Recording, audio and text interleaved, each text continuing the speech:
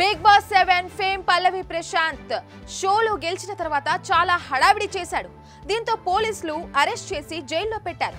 తాజాగా బెయిల్ పై బయటకు వచ్చాడు. ప్రతి ఆదివారం జూబ్లీ హిల్స్ పోలీస్ స్టేషన్ కి వచ్చి వెళ్లాలని కండిషన్ పెట్టిన పోలీసులు కొన్నాళ్ల వరకు ఇంటర్వ్యూస్ లాంటివి ఏమీ ఇవ్వకూడదని కూడా చెప్పారు.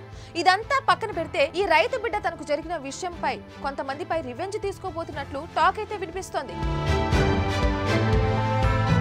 రైతు బిడ్డ అనే ట్యాగ్ తో బిగ్ బాస్ 7 షోలో పాల్గొన్న పల్లవి ప్రశాంత్ ఎలాగైతేనే విజయమైతే సాధించాడు.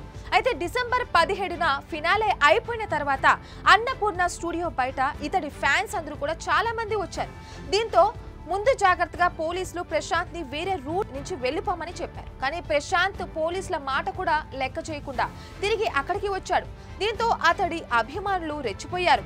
పలువురి కంటెస్టెంట్స్ కార్లతో పాటు ఆర్టీసీ బస్సులు, పోలీసు వాహనాలు కూడా ధ్వంసం చేశారు. దీన్ని సీరియస్ గా తీసుకున్న పోలీసులు ప్రశాంత్ ని అతడి ఊరికెళ్లి మరీ అరెస్ట్ చేశారు. కోర్టు 14 రోజులు జైలు శిక్ష విధించగా చెంచల్ కూడా జైల్లో పెట్టారు. 4 రోజుల తర్వాత అతడికి బెయిల్ రావడంతో తిరిగి ఊరికెళ్లిపోయాడు. ఇదంతా పక్కన పెడితే ఫినాలే అయిపోయిన తర్వాత ప్రశాంత్ ఇంటర్వ్యూ కోసం ప్రయత్నించగా తన ఊరికొస్తే ఇంటర్వ్యూ ఇస్తానని చెప్పినట్లు కొన్ని వీడియోలు వైరల్ అయ్యాయి.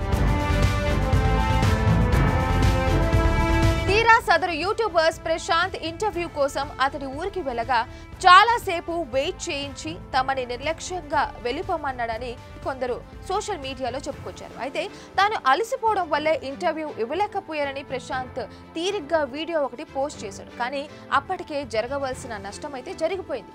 ప్రశాంత్ అసలు రంగు ఏంటో అందరికీ తెలిసిపోయింది. అయితే తన ఇమేజ్ డ్యామేజ్ చేసిన వారిపై ప్రశాంత్ ఇప్పుడు పరువు నష్టం దావా వేయాలని అనుకుంటున్నాడట. ఇందులో ఎంత నిజమనేది పక్కన పెడితే ఇది జరిగే పనేనా అనిపిస్తుంది. ఎందుకంటే ఇప్పటికే ప్రశాంత్ ఆర్టీసీ బస్సుల ధ్వంసం చేసిన కేసులో అరెస్ట్ అయ్యి బెయిల్ పై బయటకు వచ్చాడు. ఇలాంటి టైంలో పరువు నష్టం దావా లాంటి కొత్త తలనొప్పులు తీసుకురావడం ఎంతవరకు కరెక్ట్ అనేది చూడాలి. మరి ఈ విషయంలో నెక్స్ట్ ఏం జరుగుతుందో అనేది చూడాలి. మరిన్ని వీడియోస్ కోసం ఛానల్ ని సబ్స్క్రైబ్ చేయండి. లేటెస్ట్ అప్డేట్స్ కోసం వాట్సాప్ ఛానల్ ని ఫాలో చేయండి. అండ్ లింక్ డిస్క్రిప్షన్ లో ఉంది.